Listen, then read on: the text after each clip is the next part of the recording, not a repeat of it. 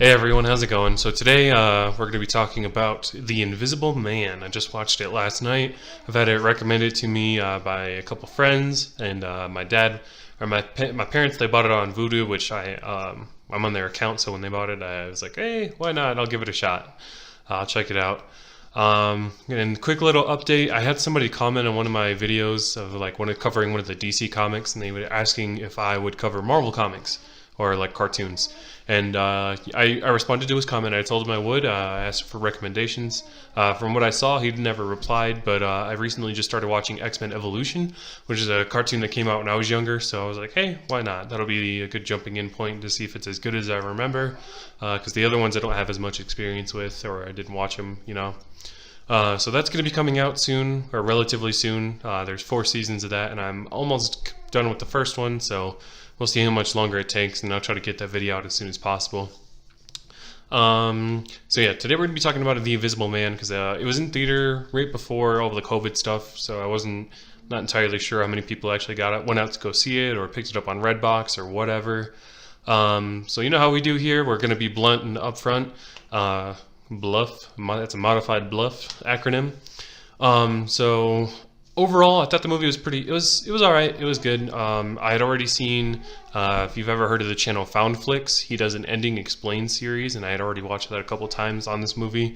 So I already knew what to expect as far as like the plot and stuff like that. So I've kind of spoiled it for myself there. But then again, I watched it not knowing if I was actually going to be able to see the movie or not. So I would not recommend watching that video if you plan on watching the movie at all. So something that can be said about it is this is from my understanding at least, Universal's 3rd attempt at trying to launch a bigger monster universe. The first movie in this installment was the Dracula Untold movie that came out, I don't even know when. I think I was still living in Michigan when that came out. And then Tom Cruise's The Mummy, which came out I think a couple years after that. And they kind of set it up with Dracula Untold, like establishing Dracula, and I think at the end of that movie he ends up in present time or something like that, or time skips or whatever.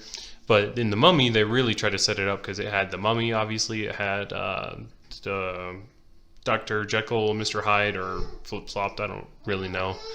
But the Invisible Man, the creature from the Black Lagoon or whatever, all those things, all those like classic monsters they were trying to bring into a monster universe, since cinematic universes are really working out for Marvel, and to an extent Star Wars, but not really. They just, I guess that kind of does have a cinematic universe in a sense at least. So yeah, for where I was going with that is, so this is like, I don't know if this is supposed to be included or not. This is a Universal movie, but it's produced by Blumhouse, which is known for their horror movies. So you kind of get that vibe. And then, so if it is like an attempt to like introduce a new thing that could lead into the bigger universe, it kind of doesn't really work out, in my opinion at least.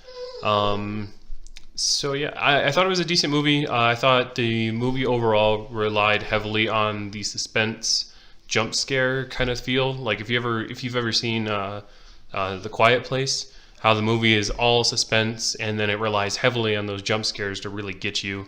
I thought this was more or less the same because the dude's invisible, or a ghost, whatever. No spoilers, right? No, but I think that's all I can say without trying to talk about the plot or anything. So after this point will be all spoilers. So if you don't want to get spoiled, bounce, deuces. So yeah, spoilers. I think they really messed up with one of the jump scares by putting it in the trailer. I was watching it and I was like, oh, I know what's about to happen. But Kara hadn't seen the trailers and she totally just like jumped off the couch or whatever. Now, I think that was one of the bigger jump scares, honestly. I think they really messed up by putting that in the trailer, and that goes into a bigger issue of like trailers giving away too much information. It happens for a lot of movies, really, and that's kind of a shame. I think I didn't like the lead actress. I didn't like her at all. I don't know what it is. Or just like her face. I don't know. I don't know what it is. I'm just not a fan. But she did a good job for like acting wise. There's a lot of things like, again, it's a horror movie, so like you apply real logic to it. It's like why is that character doing this, or why are they doing that? And a lot of it is just written not great. So it's like one instance happens and everybody just assumes she's insane. It's like, well, I mean, come on, like her situation just came out of. Then again, how did she get in that situation to begin with? I mean, I don't know. I don't know. I've never been in that kind of relationship before, so I can't say anything to like how you would end up so deep into something like that.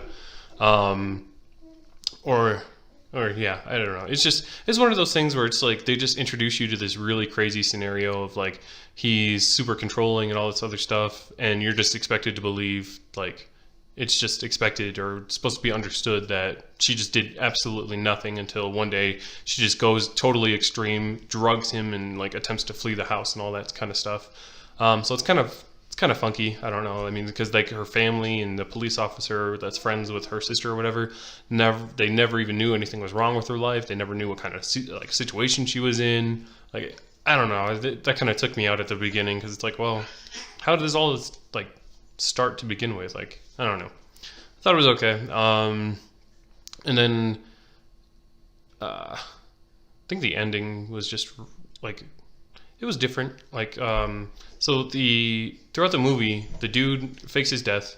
I don't know how, but he does it. He manages to fake his death, get it certified that he was cremated, and his brother has his ashes, and his brother is his acting attorney, so he's like carrying out his last wishes and like telling her like, yeah, he left you his entire fortune under the stipulation that you can never get in any kind of legal trouble or be mentally unstable. And so the entire movie is like him terrorizing her to make her seem like she's nuts, and it works obviously. At one point, she tries to have dinner with her sister. Like, hey, I found one of his invisible suits. Plot twist: or like spoiler alert, it's a invisibility suit with like tons of cameras and stuff that are supposed to. I don't know how cameras. I don't know how that works. Whatever. Super sciencey because the dude's a genius apparently. So instead of being traditionally invisible, he's wearing an invisible suit. So yeah, whatever. I don't know. It's okay. So she like finds one, hides it in like a part of the house that he doesn't know about. It's like a little like behind a little vent or whatever. And she gets out or she escapes because the house is locked up because he's dead or whatever. So she goes and has dinner with her sister, and then the dude shows up and slits her throat and like puts it in her hand and like makes her hold it. Which that scene happens so fast. It's like so unbelievable. Like if he would have just slit her throat and like threw it in front of the chick, like that would be more believable in my opinion. But it was like almost like her hand was just up waiting for it. And if it was, then I didn't catch that. But that felt so artificial and just so weird, like how fast it was.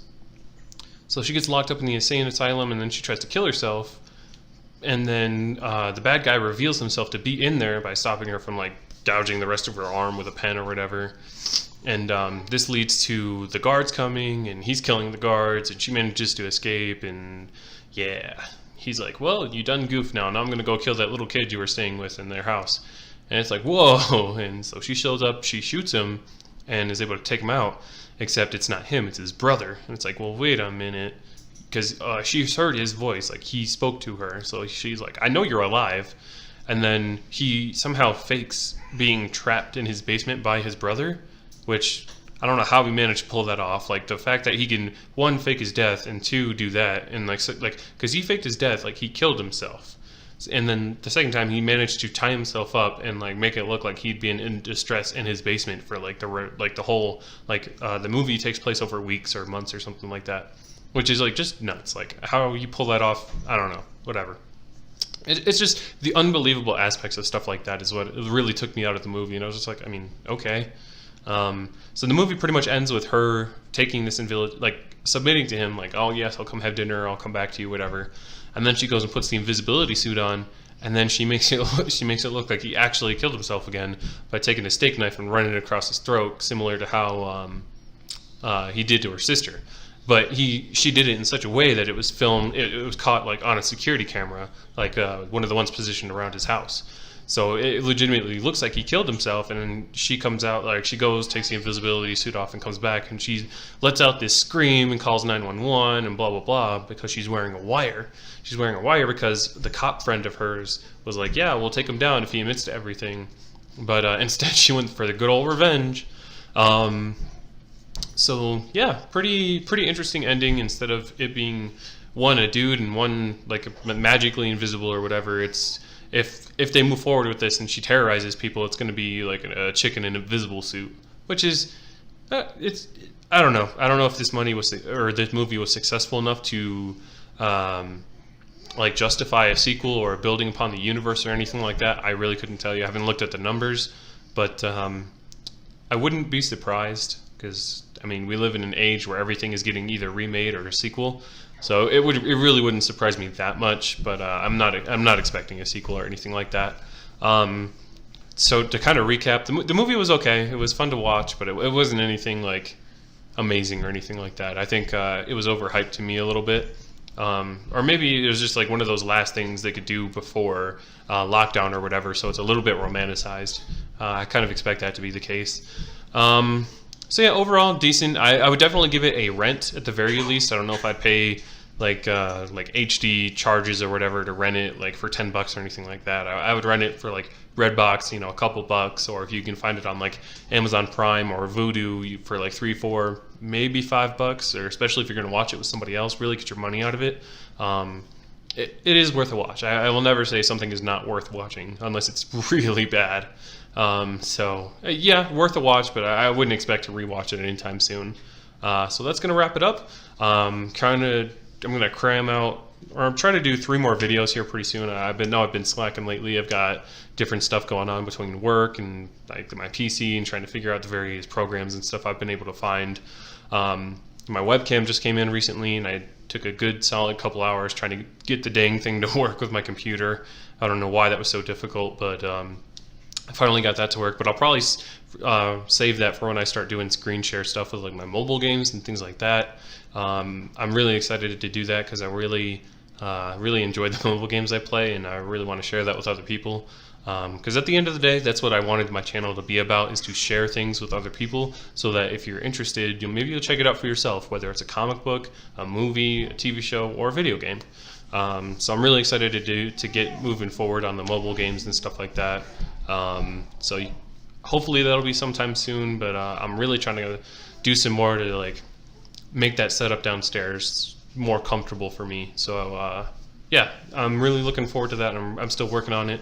Appreciate everybody's support. I know a couple people have reached out to me telling me to keep pressing on or whatever, and telling me they enjoy what I do.